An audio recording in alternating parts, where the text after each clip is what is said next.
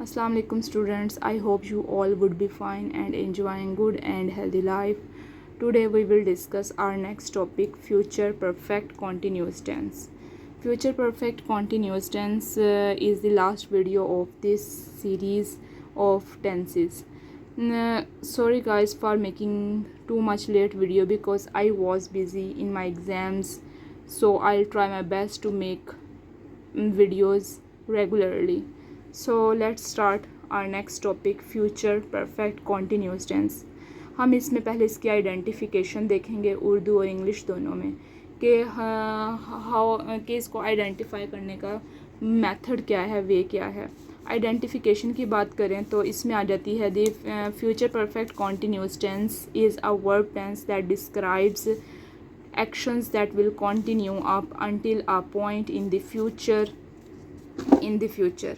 It's means के जो भी एक्शन जो है कॉन्टीन्यूस है, यानी कि फ्यूचर में पीछे से कॉन्टीन्यू है और फ्यूचर तक जाएगा, उसको हम present future perfect continuous tense कहते हैं।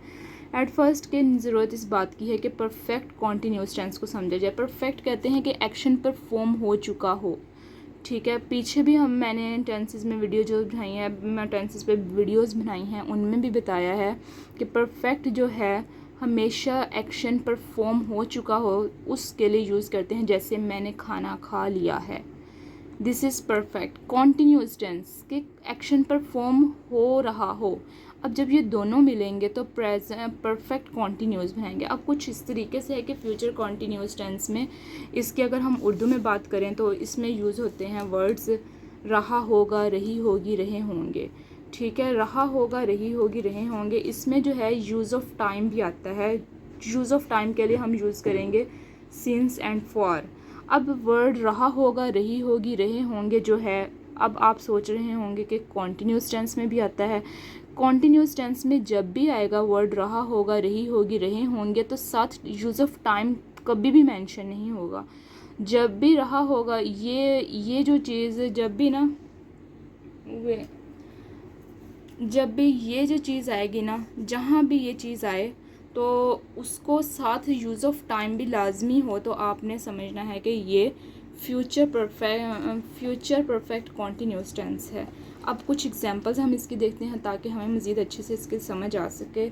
लाइक वो सुबह से खेल रहा होगा, वो सुबह से खेल रहा होगा। अब इसको देखें तो इसमें जो खेल रहा होगा इट्स कॉन्टीन्यूस टेंस, रहा होगा इज़ कॉन्टीन्यूस टेंस। अब सुबह से इज़ जो ये टाइम को रेफ़र कर रहा है, सुबह रेफ़र किस चीज़ को कर रहा है, टाइम को कर रहा है। जब ये दोनों चीज़ें आपस में कंबाइन हुई हैं तो टेंस बना है फ्यूचर परफेक्ट कॉन्टीन्यूस टेंस का। अब जब अगर हम इसको बात करें कॉन्टीन्यूस कैसे बनाना, तो फिर मैं यही कहूँगी खाली वो खेल रहा होगा, तो ये बन जाएगा फ्यूचर कॉन्टीन्यूस टेंस। बट मैं बात कर रही हूँ परफेक्ट कॉन्टीन्यूस टेंस की, देन मैं टाइम का यूज़ लाजमी करूँगी कि वो सुबह से खेल रहा है। अब जैसे कि सेकंड एग्जांपल है, हम 2 घंटे से तुम्हारा इंतज़ार कर रहे हैं, 2 घंटों से तुम्हारा इंतज़ार कर रहे हैं। अब इसमें कर रहे होंगे, हम 2 घंटों से तुम्हारा इंतज़ार कर रहे होंगे, इसमें रहे होंगे तो कॉन्टीन्यूस टेंस है। बट हमने इसको परफेक्ट कॉन्टीन्यूस टेंस बनाया तो यूज़ ऑफ टाइम हम लाजमी करेंगे 2 घंटे। हम 2 घंटे से तुम्हारा इंतज़ार कर रहे होंगे, this is perfect continuous tense. अब एक और चीज़ जो है हमने बात में जो अहम चीज़ें नोट करनी है उर्दू टेंसेस में, वो ये है कि जब भी वर्ड आए ना, ता रहा होगा, ती रही होगी, ते रहे होंगे, ठीक है। जब भी उर्दू टेंसेस के लास्ट पे वर्ड आए, ता रहा होगा, ती रही होगी, ते रहे होंगे, इसमें हम टाइम का यूज़ करें ना करें, it's on you, it's up to you. So let's because वो तो था कॉन्टीन्यूस टेंस। अब इसमें जो है एक हैबिट को शो किया गया है, लेकिन साथ कॉन्टीन्यूस टेंस भी लगाया गया है। तो जब इस तरीके से किसी भी टेंस के लास्ट पे है तो वो present perfect continuous tense declare होगा। नेक्स्ट बार इसकी कुछ एग्जांपल्स देख लेते हैं। लाइक बच्चा सुबह से रोता रहा होगा, असलम 4 घंटे से खेलता रहा होगा, वो 2 साल सॉरी बच्चा सुबह से रोता रहा होगा, असलम 4 घंटे से खेलता रहा होगा, तुम 10 बजे से तुम 10 बजे से सो रहे होगे, वो शाम से पढ़ रही होगी। अब इसमें जो है देखें कि इसमें यूज़ ऑफ टाइम आया है, और जैसे बच्चा सुबह से खेलता रहा होगा, ता रहा होगा। अब इसमें मैंने यूज़ किया है सुबह का भी, ठीक है। अब आप, इट्स अप टू यू कि आप ता रहा होगा के साथ टाइम का यूज़ करना चाहते हैं कि नहीं। अगर नहीं भी करते तो कोई हर्ज नहीं है। जैसे कि मैं ऐसे भी कह सकती हूँ बच्चा रोता रहा होगा, ये भी परफेक्ट कॉन्टीन्यूस है। बच्चा सुबह से रोता रहा होगा, ये भी परफेक्ट कॉन्टीन्यूस टेंस है। दोनों फॉर्म में ये परफेक्ट कॉन्टीन्यूस है। बट ये सेकंड भी इसी तरीके से, जैसे असलम 4 घंटे से खेलता रहा होगा, यहाँ हैबिट शो की है मैंने, खेलता रहा होगा। बट अब जब हम थर्ड एग्जाम्पल को देखते हैं, एग्जाम्पल नंबर थर्ड को देखते हैं, वो 2 साल से स्कूल जा रहा होगा। अब रहा होगा इसमें आया है यूज़ के कॉन्टीन्यूस टेंस है, बट हमने इसको बनाना है perfect continuous tense. Perfect continuous के लिए हम यूज़ करेंगे टाइम का 2 साल से। जब हम लगा दिए 2 साल से, वो 2 साल से स्कूल जा रहा होगा, it's means it is future perfect continuous tense. अब एग्जाम्पल नंबर 4 भी देख लें तो इसी तरीके से, तुम 10 बजे से सो रहे होगे declare continuous tense, but when we will add time like 10 o'clock then it will be declare future perfect continuous tense. 10 बजे से सो रहे होंगे, 10 बजे टाइम है, सो रहे होंगे कॉन्टीन्यूस है। जब इन दोनों ने आपस में कंबाइन किया तो बना है फ्यूचर परफेक्ट कॉन्टीन्यूस टेंस। वो शाम से पढ़ रही होगी, ये भी इसी तरीके से, शाम जो है वो टाइम है, रही होगी जो है कॉन्टीन्यूस है। जब दो कंबाइन करेंगे, दोनों आपस में इकट्ठे होंगे तो ये बनेगा फ्यूचर परफेक्ट कॉन्टीन्यूस टेंस। अब हम इसकी देख लेते हैं आगे कुछ मज़ीद स्ट्रक्चर वर्ब्स और हेल्पिंग वर्ब्स। बट उससे पहले हम देखेंगे use of since and for, के सिंस और फॉर का यूज़ किस तरीके से हुआ है। सिंस प्लस पॉइंट, यानी कि सिंस जो है वो किस चीज़ को यूज़ करता है, पॉइंट को, कि पॉइंट क्या है। आ पॉइंट क्या है, a point is a precise movement, ख़ास movement in time like 9 o'clock 1 January. Means कि एक चीज़ को हाईलाइट कर दे, एक ख़ास वक्त को हाईलाइट कर दे, वो होगा, उसके लिए हम यूज़ करेंगे सिंस। जैसे पीछे मैंने एग्जांपल दिया, वो सुबह से खेल रहा होगा, तो उसमें जो है सुबह से वो एक ख़ास टाइम है, तो उसको के लिए हम यूज़ करेंगे सिंस। लाइक कुछ एग्जांपल्स हैं इधर, since 9 AM, since Monday, since January. अब हम देख रहे हैं इसमें हमें एक ख़ास टाइम का पता चल गया है कि वो टाइम कौन सा है जब ये एक्शन, जब से ये परफॉर्म होना शुरू हुआ है और मज़ीद फ्यूचर तक जा रहा है, ये टाइम कौन सा है। अब हम देखते हैं फॉर प्लस पीरियड। फॉर किस चीज़ को रिप्रेजेंट करता है, पीरियड को। Period is a duration of time like 5 minutes, 2 weeks, 6 years। अब हम इसकी कुछ एग्जांपल्स देखते हैं, like for 20 minutes, for 3 days, for 6 months, for 4 years। अब हम देखेंगे कि जो पीरियड है ना, पीरियड ड्यूरेशन ऑफ टाइम को रिप्रेजेंट करता है, और इसमें जो है 5 minutes। अब इसमें जो है टाइम का पीरियड तो बताया है, बट एक ख़ास टाइम नहीं बताया कि कौन सा टाइम है वो। 5 minutes तो हैं, बट ये नहीं बताया कि कौन से, कितने बजे के 5 minutes हैं, वो कितनी देर हो गई है उन 5 minutes को। 2 weeks, 6 years, यानी कि इसमें ड्यूरेशन ऑफ टाइम है, बट एक प्रिसाइज मोमेंट नहीं है, ख़ास मोमेंट नहीं है। Like 20 minutes, for 3 days, for 6 months, for 4 years। ठीक है, इसकी एग्जांपल अगर हम बात करें तो एग्जांपल की वो देख, लाइक जैसे अभी ये एग्जांपल्स हमने डिस्कस की हैं कि बच्चा सुबह से रोता रहा होगा। सुबह से जो है ये कंसिडर क्या होगा, सुबह से। इसके लिए हम यूज़ करेंगे सिंस का, क्योंकि ये हमें ख़ास टाइम बता दिया है, ख़ास टाइम। असलम 4 घंटे से, 4 घंटे जो है ना इसमें ये है कि ड्यूरेशन ऑफ टाइम है। इसके लिए हम यूज़ करेंगे फॉर का, कि 4 घंटे जो हैं, it's not a specific time, बस हमें पीरियड तो बताया कि इतने देर तक ये काम हुआ है। वो 2 साल से स्कूल जा रहा होगा, इसमें भी ड्यूरेशन ऑफ टाइम है, देन हम इसके लिए भी फॉर यूज़ करेंगे। अब तुम 10 बजे से, इसमें एक ख़ास टाइम है, ड्यूरेशन ऑफ टाइम नहीं है, इसमें पॉइंट कर दिया गया कि इस टाइम पे से, ठीक है। सिंस, इसके लिए हम यूज़ करेंगे सिंस। अब नेक्स्ट वो शाम से, शाम का तो हमें पता है कि शाम क्या होती है, और जैसे हमें सुबह का मालूम होता है कि सुबह का टाइम कौन सा होता है, दोपहर का टाइम कौन सा होता है, ये ख़ास टाइम है शाम। देन हम इसके लिए भी हम इनके लिए यूज़ करेंगे सिंस। अब हम बात करते हैं नेक्स्ट इसके स्ट्रक्चर, हेल्पिंग वर्ब्स और वर्ब्स की। अगर हम इसका वर्ब देखें तो वर्ब जो होता है, वर्ब कहते किसको हैं, ये तो आपको पता ही होगा। वर्ब कहते हैं किसी भी परफॉर्म होने वाले एक्शन को, एक्शन को, कोई भी वो एक्शन हो, वो जब भी परफॉर्म हो रहा होगा हम उसको वर्ब कहेंगे। इसके जब भी हम फ्यूचर परफेक्ट कॉन्टीन्यूस टेंस में टेंस यूज़ करेंगे तो उसमें जो हम एक्शन परफॉर्म करेंगे उसको किस तरीके से लिखेंगे, वर्ब की फर्स्ट फॉर्म प्लस आईएनजी का एडिशन लिखेंगे। जबकि हेल्पिंग वर्ब जो है, हेल्पिंग वर्ब हमारे पास दो तरीके से यूज़ होंगे, will, shall, have been, shall, will have been, shall has been. अच्छा, अब देखना है कि हमें ये कौन से प्रोनाउंस के साथ यूज़ होते हैं। प्रोनाउंस अब हमने देखने हैं कि कौन से प्रोनाउंस ऐसे हैं जिनके साथ ये will have been, shall have been use होते हैं। विल हैव बीन की अगर हम बात करें तो प्रोनाउंस पहले हम देखते हैं कि प्रोनाउन किसको कहते हैं। आपको मालूम है प्रोनाउन किसे कहते हैं, कि जो भी नाउन की जगह वर्ड ऐड हो उसको हम कहेंगे प्रोनाउन। सो देखते हैं कि प्रोनाउन कौन कौन से हैं। लाइक विल हैव जो है, विल जो है वो यूज़ होगा सेकंड पर्सन के लिए, second plus and third person के लिए, जैसे ही, शी, इट, और सिंगुलर और प्लूरल नेम यू, ठीक है। जबकि विल हैव बीन जो है ये फर्स्ट पर्सन के लिए यूज़ होगा, आई एंड वी। अच्छा, इसका हम स्ट्रक्चर देखते हैं कि स्ट्रक्चर किस तरीके से होगा। स्ट्रक्चर में हमें 3 फॉर्म्स आती हैं, पॉजिटिव, नेगेटिव, इंटेरोगेटिव।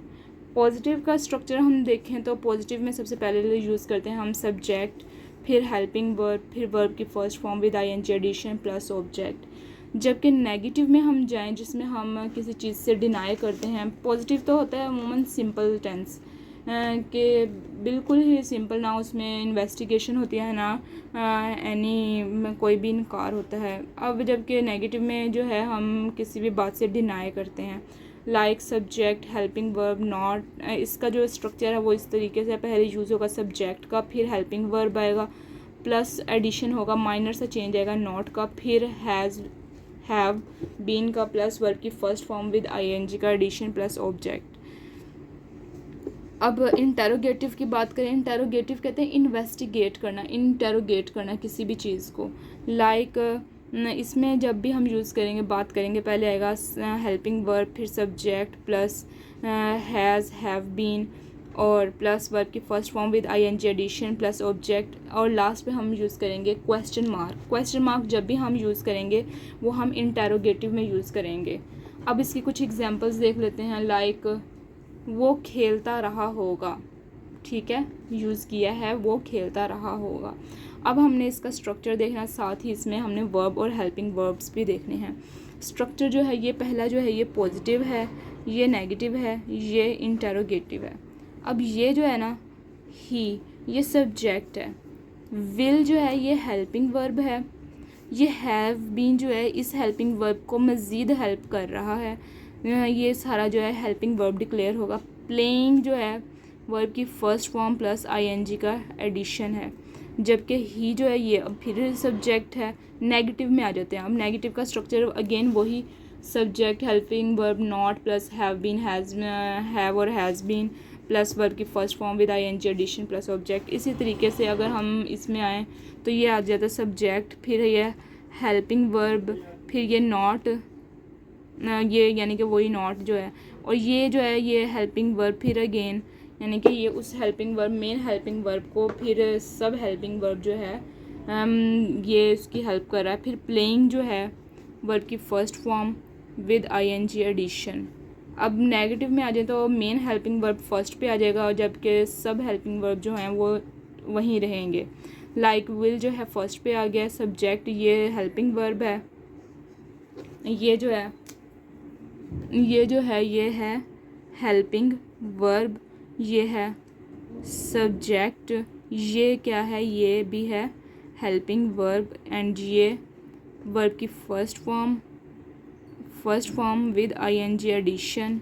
ठीक है, इसमें ऑब्जेक्ट का यूज़ नहीं हुआ। कुछ टेंसेस होते हैं ऐसे जिनमें बात सिर्फ सब्जेक्ट और वर्ब पर ख़त्म हो जाती है, और उनमें एक टेंस ये भी है। और अब हम ये नेक्स्ट चलते हैं अगले एग्जाम्पल की तरफ। जैसे बच्चा सुबह से रोता रहा होगा, बच्चा सुबह से रोता रहा होगा। The baby will have been crying since morning. अब जब हम इसको पॉजिटिव है, ये पॉजिटिव है, ये जो है नेगेटिव है, नेक्स्ट इंटेरोगेटिव है। पहले हम इसको डिस्कस करते हैं, फिर इंटेरोगेटिव की तरफ मूव ऑन करेंगे। जैसे the baby will have been crying since morning. अब हम इसका स्ट्रक्चर पहले देख लें। दी बेबी जो है ये है सब्जेक्ट, विल जो है हेल्पिंग वर्ब है, और ये जो है ये भी हेल्पिंग वर्ब भी है, ये स्मॉल हेल्पिंग वर्ब। क्राइंग जो है वर्ब की फर्स्ट फॉर्म, जिसे एक्शन भी कहते हैं। ये एक्शन एक्ट कर रहा है ना, रोना, रोना क्या है, वर्क है, that is way it is declare helping verb. जब हम इसको एक्शन को टेंस के अंदर लेके आएंगे तो वर्ब की फर्स्ट फॉर्म आएगी, फिर सिंस आया है, ये सारा ऑब्जेक्ट है। बट सिंस का यूज़ कहाँ पे आया है, क्योंकि वर्ड आया है सुबह। सुबह मैंने पीछे भी बताया, जहाँ भी सुबह एक ख़ास प्रिसाइज वो टाइम आएगा, देन वो हम यूज़ करेंगे सिंस का। That's way I have used since word in this tense. So the baby will have been crying since morning, the baby will not have been crying since morning. The baby जो है इसमें subject है, will जो है helping verb है, not जो है वो नॉट है, बिकॉज वो हमने सब्जेक्ट वो स्ट्रक्चर में भी देखा था, हेल्पिंग वर्ब, फिर वर्ब की फर्स्ट फॉर्म प्लस आईएनजी का एडिशन, और ये सारा ऑब्जेक्ट। अब हम इसको देखते हैं इंटेरोगेटिव में। Will the baby have been crying since morning.